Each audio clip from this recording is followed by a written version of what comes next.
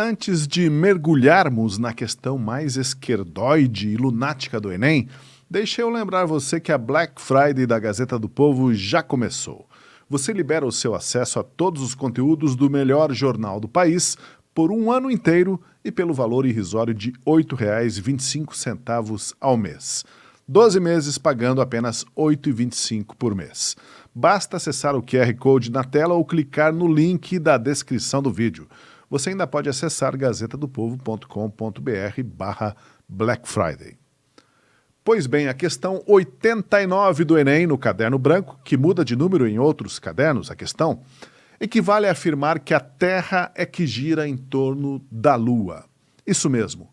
Ou dizer categoricamente que a Terra é plana, ou que pão é pedra e pedra é pão. Não se trata de uma questão de português ou literatura em que a licença poética permitiria ao autor afirmar que a lua é verde, e daí o aluno interpretaria o texto tentando imaginar o que o autor quis dizer com aquilo.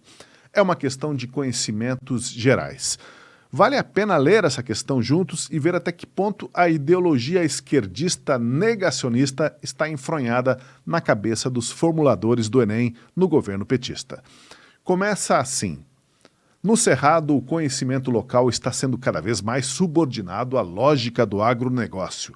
De um lado, o capital impõe os conhecimentos biotecnológicos como mecanismo de universalização de práticas agrícolas e de novas tecnologias. E, de outro, o modelo capitalista subordina homens e mulheres à lógica do mercado. Vamos parar um pouquinho. Qual é a lógica do agronegócio? Seja um agricultor empresarial ou familiar, a lógica para sobreviver na atividade agropecuária é produzir e vender um produto de qualidade para os outros elos da cadeia. É nessa lógica que haveria algum problema? O texto ainda afirma que o capital impõe os conhecimentos biotecnológicos como mecanismo de universalização de práticas agrícolas de novas tecnologias. Que ótimo! Os conhecimentos biotecnológicos estão permitindo combater as pragas com inimigos naturais, com enzimas, com extratos de plantas, com micro-organismos, diminuindo assim a aplicação de pesticidas químicos. Segue o texto dizendo que o modelo capitalista subordina homens e mulheres à lógica do mercado. Sem muitos comentários, né? Uma frase feita tirada de alguma cartilha comunista. Vamos adiante. Assim, as águas, as sementes, os minerais, as terras, bens comuns, tornam-se propriedade privada. Peraí, não é um direito constitucional brasileiro o direito à propriedade da terra? Sigamos. Além do mais, há outros fatores negativos, como a mecanização pesada, a pragatização dos seres humanos e não humanos, a violência simbólica, a superexploração, as chuvas de veneno e a violência contra a pessoa. Outros fatores negativos. Até agora só tinha falado mal de coisas positivas. Mas vamos ver que outros supostos fatores negativos são esses. Mecanização pesada. Onde mecanização pesada? O autor da questão e quem endossou essa tese ignora que o Brasil é o país referência mundial no sistema de plantio direto, que em 2023, a propósito, completou 50 anos. O plantio direto nada mais é do que lançar a semente diretamente na palhada que sobrou do cultivo anterior.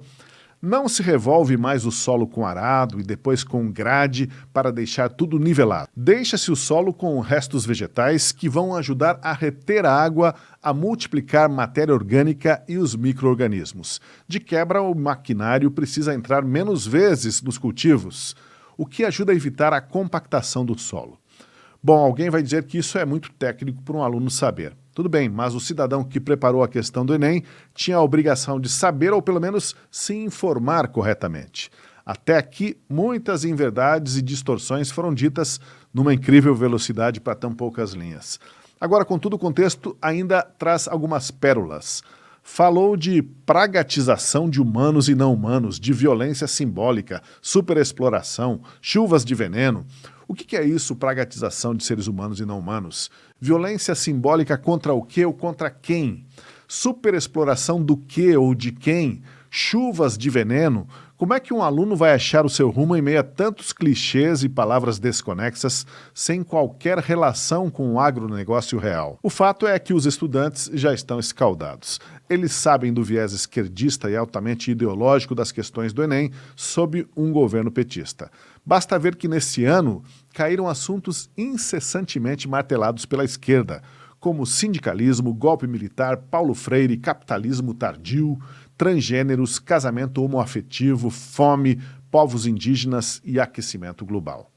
Assim, o estudante aprendeu a pensar com a cabeça do formulador da questão. Ainda que a abordagem seja sem pé nem cabeça, o estudante compreendeu que a resposta supostamente esperada seria a alternativa A, que os elementos descritos no texto demonstram que há um cerco aos camponeses, inviabilizando a manutenção das condições para a vida. Essa é a resposta que os formuladores queriam ver assinalada para a pergunta. Mas é a resposta errada para a realidade dos fatos. O agronegócio atacado no texto, longe de inviabilizar a manutenção das condições para a vida, é justamente um instrumento por meio do qual o Brasil se tornou hoje um dos principais fornecedores de alimentos para o mundo. De um mundo que em 1930 tinha 2 bilhões de habitantes para um mundo que hoje tem 8 bilhões de habitantes.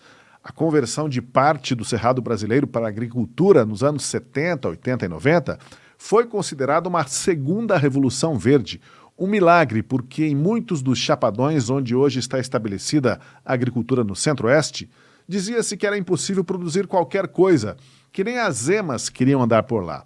Pois foi justamente nessas áreas de chapadas do cerrado, planas, propícias para o cultivo com maquinário, que os agricultores se estabeleceram.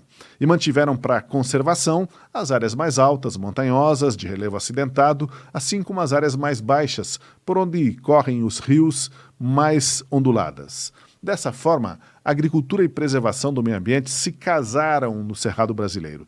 Até os animais que antes escasseavam em algumas regiões por causa dos períodos de seca e falta de alimentos, hoje estão se multiplicando mais, porque há grande oferta de grãos nas plantações próximas, durante todo o ano.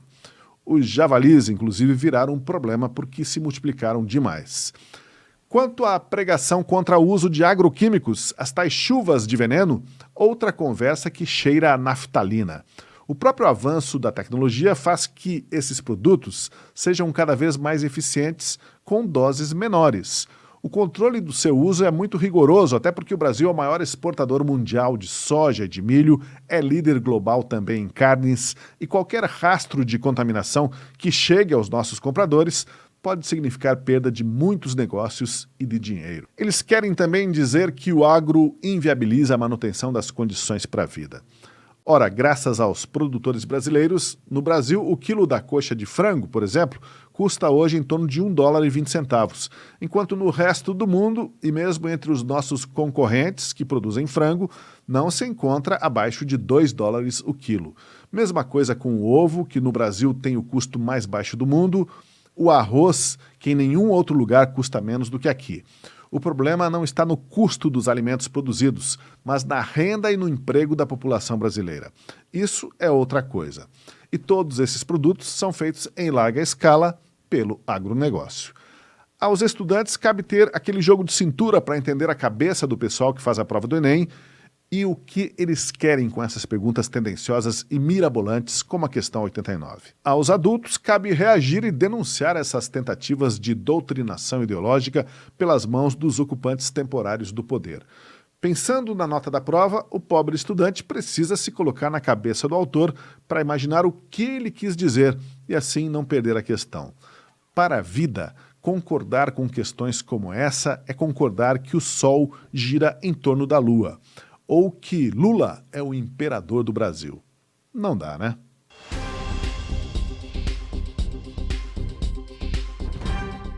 É isso, gente. Lembrando que a Gazeta do Povo já começou a Black Friday. São 12 meses pagando apenas R$ 8,25 ao mês.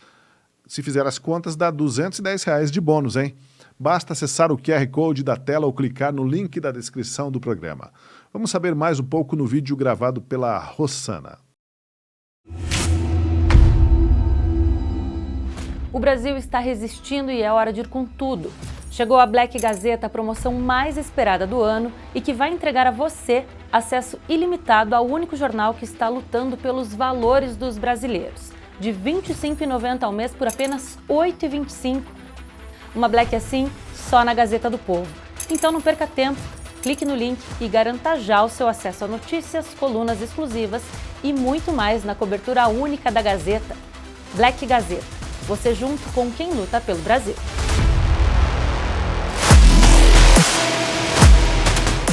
Então, acesse agora gazetadopovo.com.br/Black Friday ou aponte a câmera para o QR Code. Lembrando que você pode cancelar quando quiser, mas eu duvido que você acabe cancelando a Gazeta do Povo, porque ela vale cada centavo. Até a próxima!